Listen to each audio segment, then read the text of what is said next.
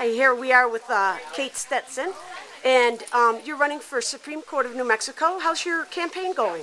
Well, I got a late start, but it seems to be going pretty well. I'm traveling a lot, and of course, meeting with people, talking with people from Bernalillo County as well. But it's going very well. In fact, it's actually fun for me because I'm getting to re-meet people that I've known for the past 15 years, 20 years, and so it's nice. Oh, wow, great. Yeah. Well, have you, what's your history? I'm curious what makes you a good candidate for a Supreme Court judge? Well, there are a lot of things that make me a good candidate. Number one, nobody has any better qualifications. I have more awards and recognition and more accomplishments because I've been doing this for over 30 years. This being law? In law, okay. In the practice of law, and I've been recognized as and I publish a lot of articles. So from that standpoint, I'm capable of handling that. And I have a good political history. I mean, I've worked hard for my party and for people in it at all levels, the very highest of the high, the lowest of the low. I raise money and I'm there. I'm there. But one of the things that I think is the most helpful is we only have one woman on the Supreme Court right now. Right. And she's getting ready at some point to retire. And I think it's critical that we maintain not one, but at least two, an even balance on the court. Not so much as some people suggest just for the sake of there being a woman, but because a woman's perspective is very much different. And her experiences are different. And being in a position to have your opinion disrespected and ignored makes you a different kind of person than if you're the kind of person who's used to being always listened to and respected. And plus with Obama, doing such an incredible job trying to register women to vote and get out the vote, I think a woman candidate is going to be a stronger one in this campaign against the Republicans in November. I mean, we not only have to have a good candidate on the court, and nobody can question my credentials, but we have to have our candidate on the Supreme Court, not the Republican candidate, I think. Well, what if you were to win the SEC vote, what would be your tack to go forward? Has that been, to defeat the Republican? I mean, have you been a judge before, Cate? I'm not sure. I haven't been a judge, and nor has Charlie Daniels, as far as I know, or Pamela Minsner, Justice Minsner.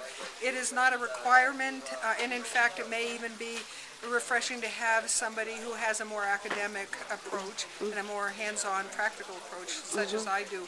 The kind of work that Judge Lopez and Judge V. Hill do is nothing like what the Supreme Court do. They deal with attorneys on both sides, defendants, petitioners, plaintiffs, all kinds of evidence. The Supreme Court reads briefs, researches, thinks, and then writes opinions. They don't have to deal with the same kind of issues. So it's not at all necessary. Really what is necessary is to have a good academic mind, a good brain, a good ability to write. I mean, I've taught writing, at the university level. But I think also what's really needed on our court is somebody who is not just, a minority or somebody who's represented or worked for one minority, but somebody who has represented all minorities. I mean, and they are lots. There's, gay, lesbian, there's black, there's white, there's Hispanic, there's old people, there's women, there's men. There are all kinds of people whose rights they don't really know how to protect them or when they can speak or how to speak. And that's what I've done for the past 30, 40 years. I want that mentality represented, not just somebody who's good for one group, but somebody who's good for all of them. And I don't know how much time you have available left, but to answer your question how I go about defeating them, number one, I travel. I love traveling. I do well, 1-to-1, 2-to-2. I love people, and I think it shows. And I have started my career 30 years or more ago in the party raising money. Millions of dollars, whether it's for the lowest of low races in a little completely Republican-run county or whether it's the President of the United States. I've done that, not just once or twice, not for my own campaigns, but for other people, so that I have the history of raising money.